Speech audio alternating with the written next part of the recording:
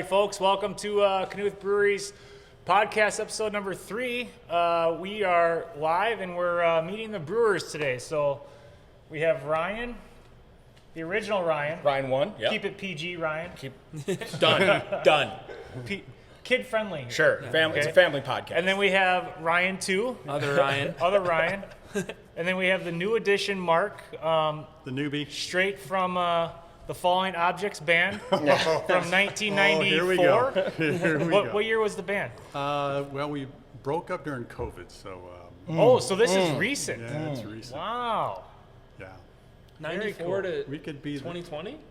something like that. So you played that long? No, No. it's like 5-6 years. Okay. Yeah. Cool. But yeah, we're talking shop, we're talking beer today. Yeah. I thought it'd be cool to get all of you guys here so the folks out there know who's brewing the beer, because I don't get to brew the beer as much as I used to anymore. No, not as much. Same. Yeah. It used to be, 20 hours a week plus. Yeah. Now there's other things, Yeah. which is good. 1 or 2. So Ryan, why don't you start? You're our first brewer. Mm-hmm. We go back to the Cristiano's days. Way back like car seats. Yeah, absolutely. Yeah, no, I guess I could tell Mark a little bit because you maybe not heard the story. That's where Dave and I met. Dave was the general manager at Cristiano's over in Green Lake, and a good buddy of mine from college, Sean, was his assistant manager, and I found myself looking for a job, and Sean said, why don't you come out and work at this place I'm working? Pretty cool place, pretty cool boss, we can see how it goes. And I kind of thought it was just going to be a part-time thing while I looked for my next move, my next career opportunity, whatever. And all of a sudden it was 3.5 years later, and I'd been hanging out and went from working a little bit in the kitchen, doing some delivery, a little bit of this, a little bit of that, to getting more involved in doing caterings and sort of events. And so that's where Dave and I really got to kind of get to know each other and figure out that we liked working together. And all of a sudden one day Dave says, I think I'm going to get out of here and go open my own brewery. And I thought, man, as much fun as catering weddings and doing all that stuff is, working at a brewery sounds like more fun to me. And Dave and I had talked about craft beer before he opened the brewery, when he was home brewing and kind of getting into it. And I had a friend in college that became a home brewer. I had helped him with a batch or two, so I knew it exploded, right? a little bit. Oh, I think so. Yeah. Right? Didn't you say Or no, actually, in you the might be. dorm room. Yeah. I think what you're thinking of is another guy that I knew that worked at a brewery in out in Red Lodge in Montana, and had a big tank pop on him. That was a crazy story. And that's like different than the viral one. Right? Yeah, right, 'Cause exactly. for a minute, when you told me that story Yes, the first time, I yes. thought it was the same thing. Not the viral video of the tank blowing up and knocking the guy Breweries across are the room. dangerous, It right? wasn't Yeah, that right, yeah. That's how I sleep at night. Yeah. You guys are scaring me. Right? But Contents under pressure, which we have a funny contents under pressure story. We do. We could get to that. We could get to that. That's a PG story. Yeah, I think so. I said a lot of words that weren't PG when it happened, but so yeah, I knew a little bit about brewing beer, and Dave starts the brewery, and I kind of just started harassing him. I started hanging out at his bar a couple nights a week, and sort of, man, it's pretty cool, Dave. Kind of seems like you could use some help. And basically it turned into Dave sort of deciding that he'd rather teach somebody how to brew beer than teach somebody how to be a good sales brand representative, do the stuff that he had seen me doing with the catering and at wedding shows, and that I was pretty good at. And so he brought me on as the head brewer. I always tell people that I was the head brewer for the first 5.5 years or so, but I was also the only brewer, so it was a lot of competition for that head brewer spot. But It's a nice place to be. yeah, it's really where that's really where I shine, is in situations where there's limited competition. So yeah, I came on and started brewing and learned almost everything I know about making beer from Dave, and that's kind of how I got started. I ended up taking a little bit of a hiatus right at the beginning of 2020. first daughter was being born, and I was kind of hair on fire, not knowing how I was about to have my first kid and also be, giving my full attention to the brewery, and kind of, just felt like I was a little bit stretched thin, and ended up taking a little break, which was when other Ryan got to take over the brewing. And now you're the beer hawker. That's right. And you cater weddings. And I was going to say, that's like kind of a funny circle, right? Right. Like, Circle, right? Yep. Which I remember, it was I think maybe the second or third wedding we did here, and it was tail end of the night. Everyone's gone. You and I are still here cleaning up, and Dave says, Ryan, you ever think 10, 15 years ago, you ever think we'd be back doing this again? And I said, no, I didn't, David, and it's your fault that we're doing this again, because you had to go and put an event space on top of our brewery. So, but, I mean, it's a really cool element of it. It's really dynamic. I came back, actually, it's kind of a part of why and when I came back. I came back right as we were moving across the street here, literally ran into Dave downtown, and he said, hey, I was wondering, would you have any interest in being a brewery tour guide? And I was like, yeah, that sounds awesome. And so I got to come back and kind of start doing that, and kind of doing the fun part of that's what I say all the time too, is that other Ryan has to do all the hard parts of my old job, and I get to do all the fun parts of my old job. I get to do beer shows. I get to help with events. I get to and I like the do parts sales. of my job that I do. And you're better at the parts of that he likes job. to talk. Yeah, Right. Yeah. It's hard to get him to shut up sometimes. Yeah. And with that, take it away, other Ryan.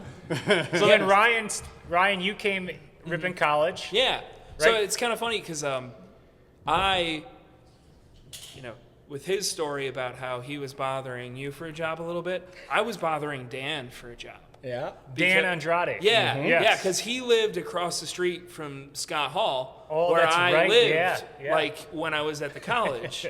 And I was like, I need a job because I was washing dishes for the, it's like Cisco or the dining college, service. yeah, the dining and service. And it was miserable. Yeah.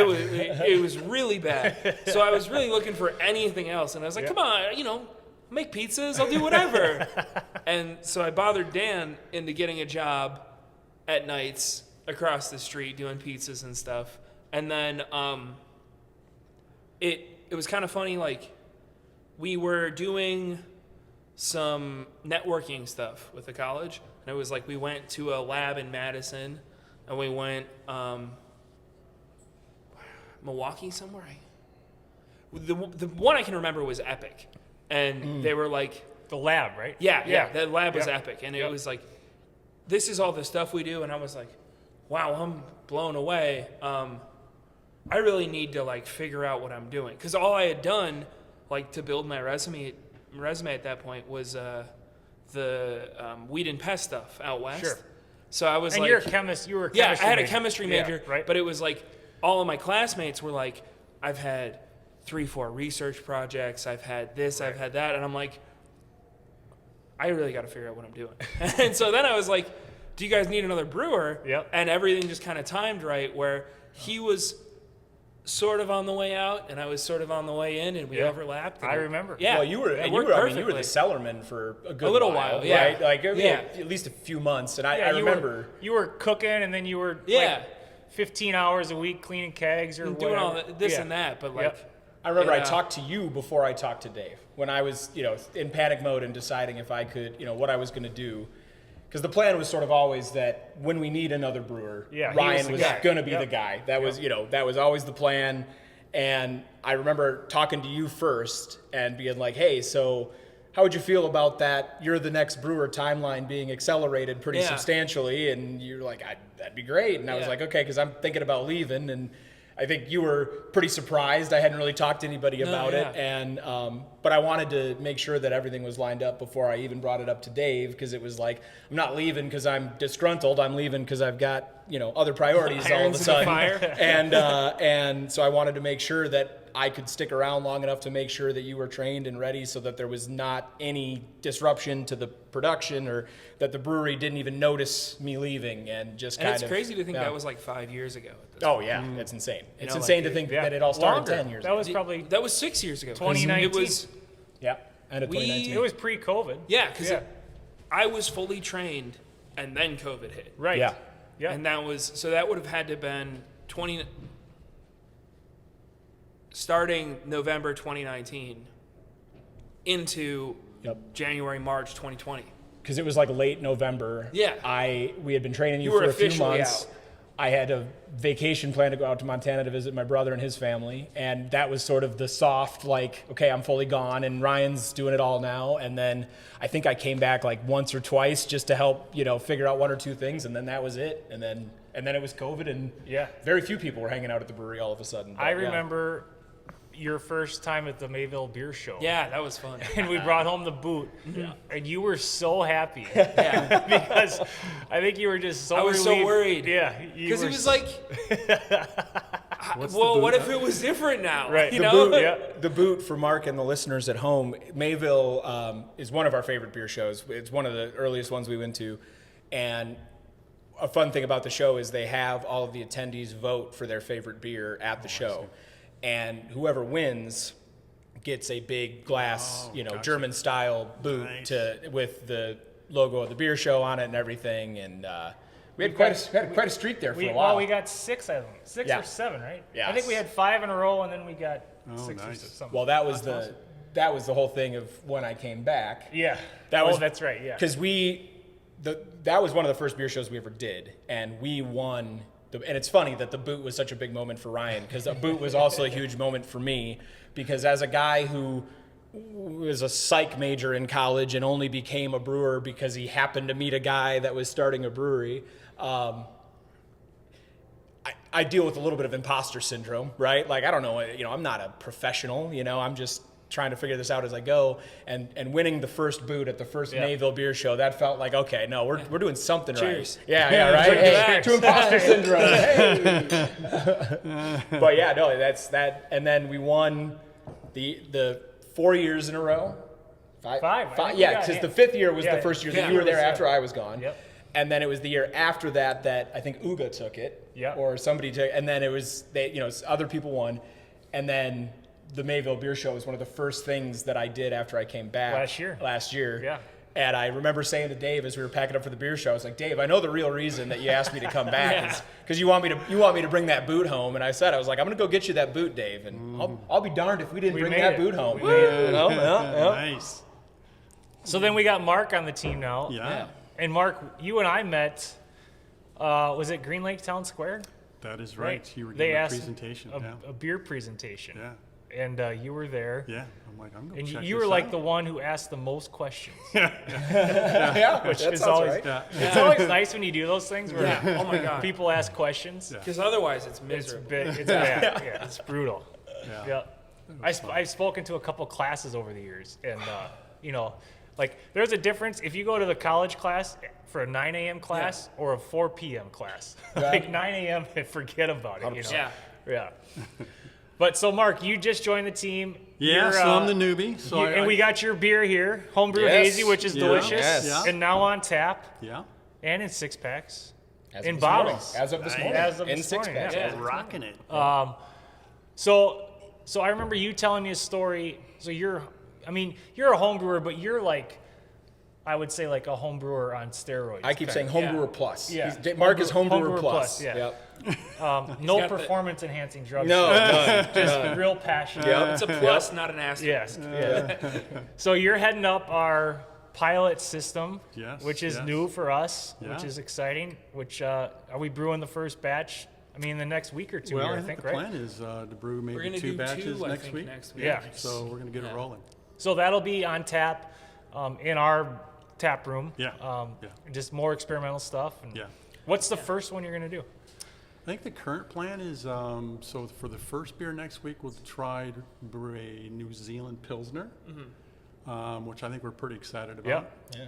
I actually, for that beer, I've did a couple test batches, at home, and I brought some samples over to the team, and I think everybody was probably pretty positive about it. So Yeah. And I think for let's- the people at home, we'll have, we did a split batch with the hazy. Yeah. So there will be this batch that we're all drinking in 6-packs on tap, but then also we'll have a couple of barrels of Mark's batch. Right. And that'll be kind of we used a different yeast. It's a little bit different, and it kind of has some slightly different notes. So probably the first thing that you might taste if you're at home is the hazy split batch. And then we'll have the New Zealand IPA in a couple of weeks, and a West Coast, right?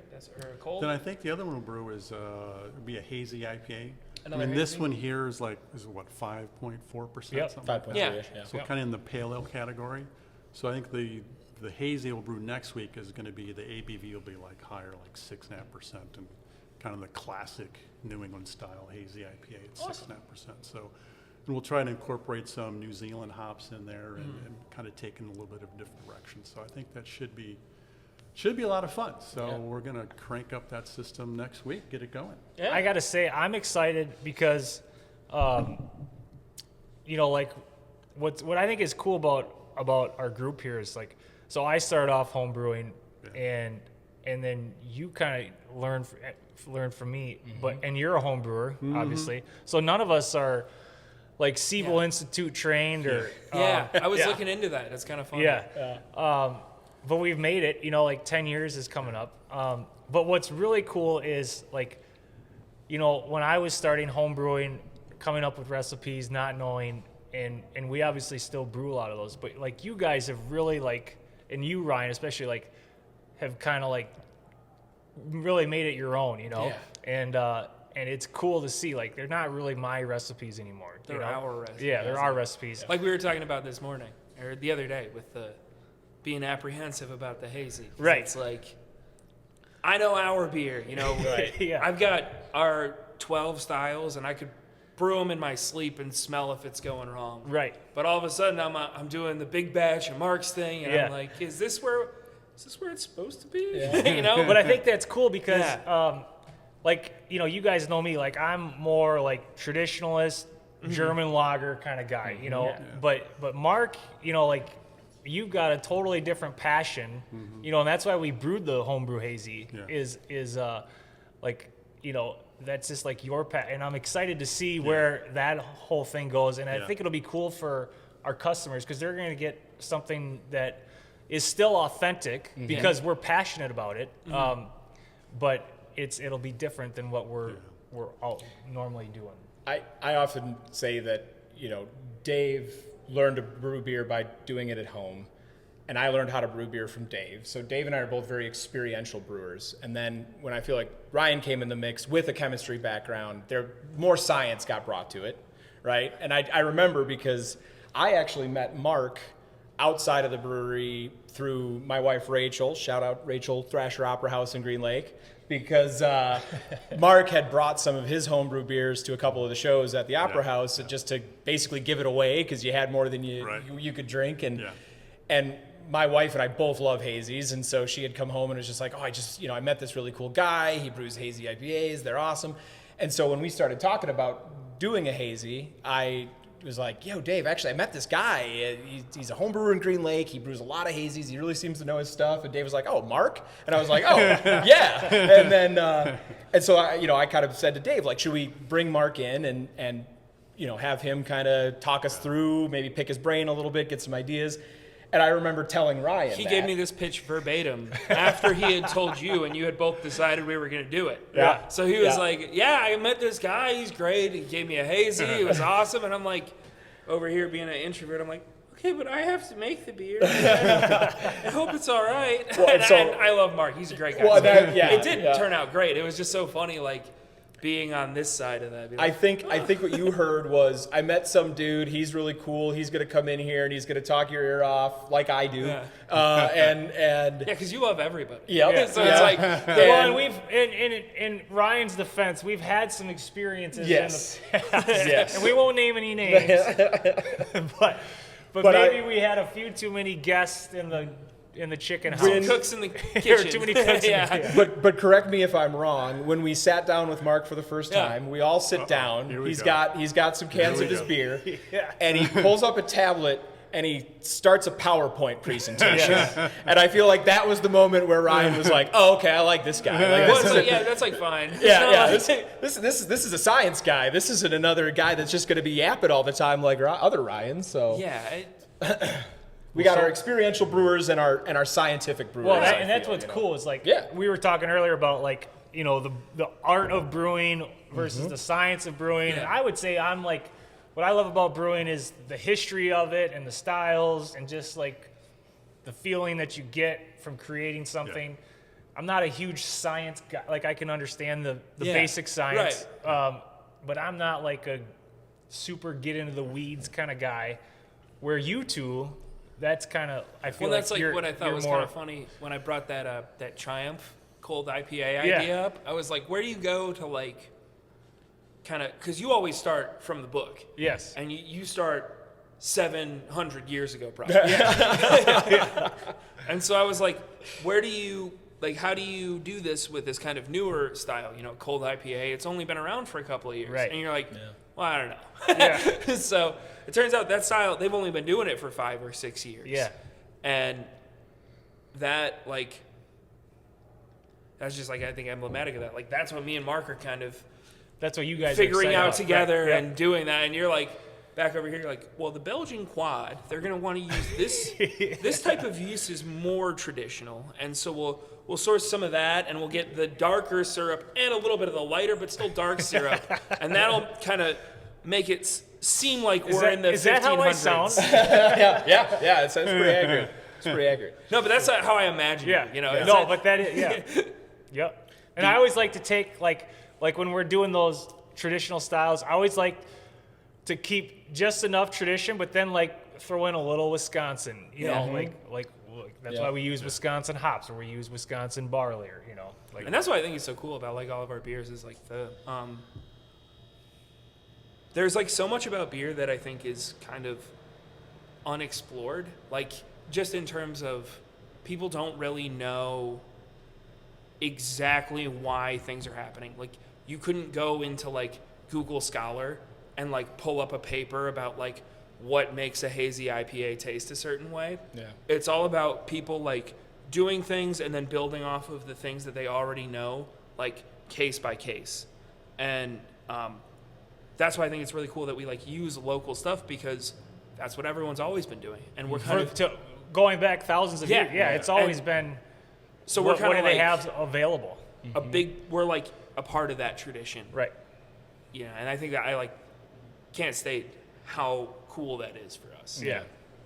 What I would add to that too is, as we kind of begin to roll out the small batch program, the things that I'll be laser focused in on is just the beer has to be drinkable, approachable.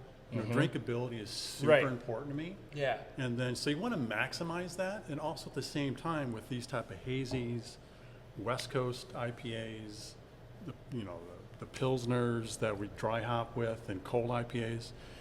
Hop expression is really interesting as well. So that's where the art and the science kind of come together. So the science behind it is building the beer, but then there's the art of it as far as really trying to get that drinkability, is max that out in hop expression. I think that's important. And that's really what I think, we'll be focused on as we kind of bring this program forward. So it's very approachable for the customers. Totally. And that's I think that's important for that's our beer drinkers, our customers, because we are very, I've always felt like I want to sell beer that people want, 3 or 4 of, not just half a snifter of. Absolutely. The approachability is what gives Mark the homebrewer plus. Right. Yeah. That's his plus. I agree, because you can go too far. Like you can. That's right. And there's a place for that. Like there's certain breweries that do it great, but that's just probably not our wheelhouse. No. It's like we're not here to. That's right. So that's kind of what I'm chasing. That's kind of where I'm after. I say it all the time on brewery tours and when I'm talking to, like, potential new accounts, and, like, that has been the design philosophy for our beers since the beginning, is makes things that are a good example of their style while still being as approachable as possible. Yeah, for sure. I feel like, I'd say all the time that, like, we've never really had the ego that I think can sometimes exist in the craft beer world of, like, oh, you're drinking a Miller Lite, well then why not just have tap water, And it's like, I've always said the best beer is the one you like. Yeah. And if you enjoy a Miller Lite, you should drink a Miller Lite. It's a subjective choice what you're going to crack open at the end of a long day. And so if we were brewing really crazy off-the-wall styles that we might enjoy as craft beer lovers, I always use the comparison of, like, the Blue Eyed Blonde or our Citrus Spice to like Dogfish Head 120-minute IPA, right? If you're a Miller Lite guy and you walk into a craft beer brewery and you drink something like a crazy hophead IPA like that, you might say, well, if that's what craft beer is, then I'm all set. And you're not going to come back. You're going to go back to the one you know, and you're going to stay there. Brewing stuff that is approachable, and approachable is the word I always use, that hopefully brings more people into the fold, right? And says, hey, you know, the Blue Eyed Blonde might be a little different from the light beer that you're used to, but it's not going to scare you off. And then we'll work our way up to the crazy stuff. And I just think that that's a huge part of the success that we've had, especially being in a small town, being in a rural area where the Bud Light, Miller Light, you know, Busch Light drinkers are pretty common, and you know, through no fault of their own. That's just what they've been Do you drinking. think that's like I know for me, like a natural evolution of my beer drinking was, you know, at first it was like whatever you can get, right? Yeah. You know, whatever, whoever is old enough that can buy it for you, right? But then, like, I remember drinking. I'm sorry, Dave. Did you just admit to underage drinking? No, Is that, no, okay. no. I didn't think so. I didn't think so. Yeah, I didn't think so. We didn't break any laws. Allegedly. But then I remember drinking in college, like, you know, it was a lot of Keystone. Yep. But then, like, Hams. me and my friend Paul, like, we started drinking MGD, you know, and we thought we were like the bee's knees, you know, like Hey. we were cool. you know? I've made a decision. Yeah. and then I remember drinking like from MGD, my first like craft beer was like Hacker Shore, which was like, man, this is awesome. Yeah. And then I kind of went on to Amber's, like River West Stein has always been a favorite of mine. And then it was like then you kind of work your way into IPAs. I don't know if like That's kind of so I remember when I was like, I had just turned 21, and I was like going to the liquor store. You know, I was like, I could pull up on my phone like Untapped or whatever. Yeah. And I was like, what's good? Right. And, you know, like Googling like good beer or whatever. And it was I got Gumball Head by Three Floyds, which I like now. and that was a big deal back then. But absolutely. I remember I read like several reviews that were like candy-like sweetness, and I just opened it up in my buddy's basement. I was like, "What the hell?" That's fine. But I was like, there's no FCC. No, but I was just like, totally, whoa, Yeah. you know, like this is not sweet. This is whatever. And so then after that, I got into the Reds, and I was at the college, and I came down here, and I would like drink the red and eat bruschetta at the place across the street. Yeah. With like a buddy or whatever. When I had a couple extra bucks, because it was like you'd get paid, and then you'd have money for one night, and then you'd have like slightly more than no money for 13 nights. You know, it would be just a little bit more than nothing. Yep. Mark, you told me a great story about your first craft. Was that your first craft beer, or was that your first? No. Okay. I think what you're thinking of was my first exposure to a hazy IPA. Yeah, that's it. Yeah. Yeah, so that was, I mean, I can remember it like it was yesterday. So it was like September 2016. I'm in San Francisco. How warm was it outside? Cloudy day? What are we talking about? Well, It's always sunny in San Francisco. That's true. it was very nice. So I used to work for a company out there, so I was kind of bouncing back and forth to San Francisco all the time. And there was this really wonderful little craft beer bar there that would pop in once in a while. It's like 24 taps. It's all Chicago. I'm sorry. Little. Well, Yeah. it was all relative. California beers. Yeah. So I walk in, there was like myself and two other guys at the bar. So we start chatting up a little bit. And I say, hey, what kind of cool beers are on tap right now? And they said, you know what? So here's the deal. So before you leave, you've got to try this one beer. And so the bartender pours me the beer, and it comes back looking like this. And he said, it's an IPA. I'm like, excuse me, say that again? Yeah.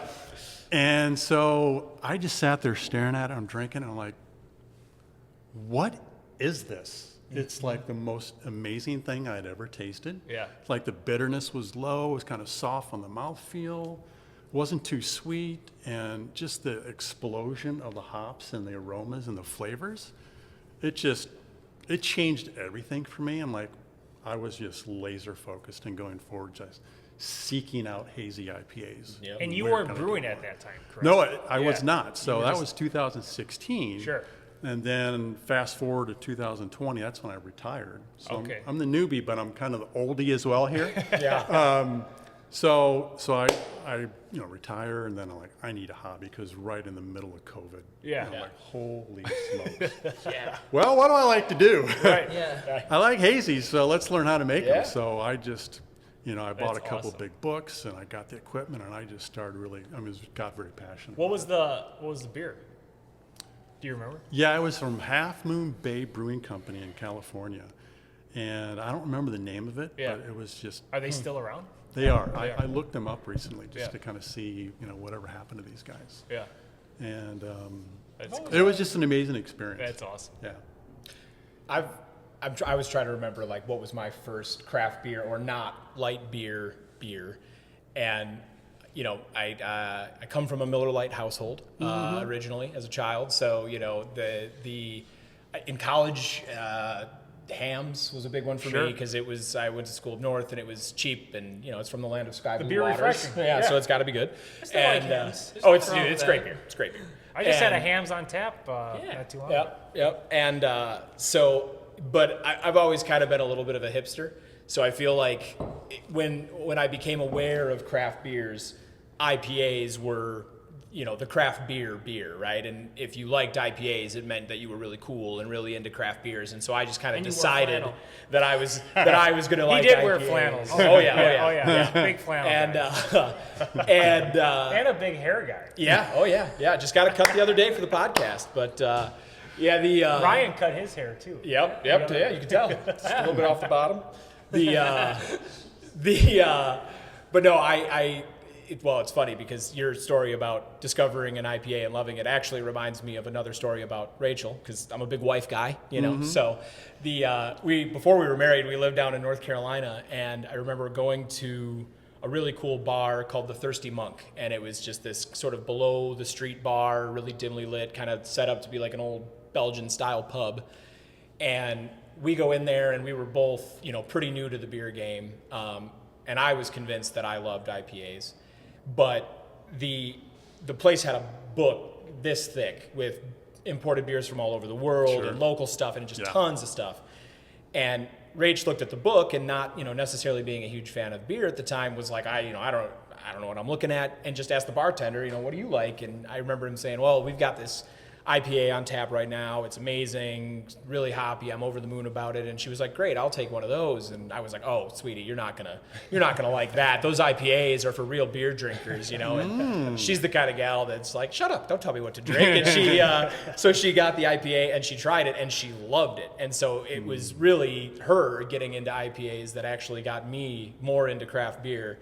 And but I don't remember like a specific Sierra Nevada for sure. Like I was trying to remember like a specific IPA that kind of was the transitional point from Hams and light stuff to that. But I don't remember a specific one. But I remember for that me story. But was Sam Adams Grapefruit IPA. oh, okay, Because yep. back when Ernesti was market fresh, they had it for $3 a six pack. There you go. And you can't beat that when you're in college. I mean, so Well, I I definitely remember- trained my palate. Yeah, I remember when I was in college, we were at a party and Blue Moon was just coming Yeah. out. Oh, sure. And no one liked it at that time, at least where we were. So you could buy like a case of Blue Moon. It was like, I think $10 Oh, for wow. a whole Yeah. case. It was Yeah. Well, the case was cheap, and if you brought the beer that nobody likes to the party, then you get to drink it. drinking on, right? Yeah. Always thinking, yeah.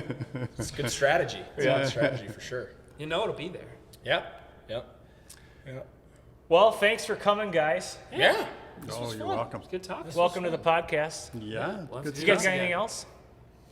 No, I don't think so. I don't think so. We talked a little bit yesterday that we got to do another episode now that we've done Meet the Brewers. We've got to do Meet the Beers. we'll do and Meet the Beers. Talk a little bit about Yeah. the beers that started with Dave, and then talk about where some of the names come from and some of the ones we've come up with since opening and stuff. And so maybe that'll be next time. Who knows? But this was good. All right. Well, cheers. I'm excited. Hey. Yeah. Welcome to the team. Oh, man. Yay! Homebrew Stoked Mark. to be here. Cheers, Bro. guys.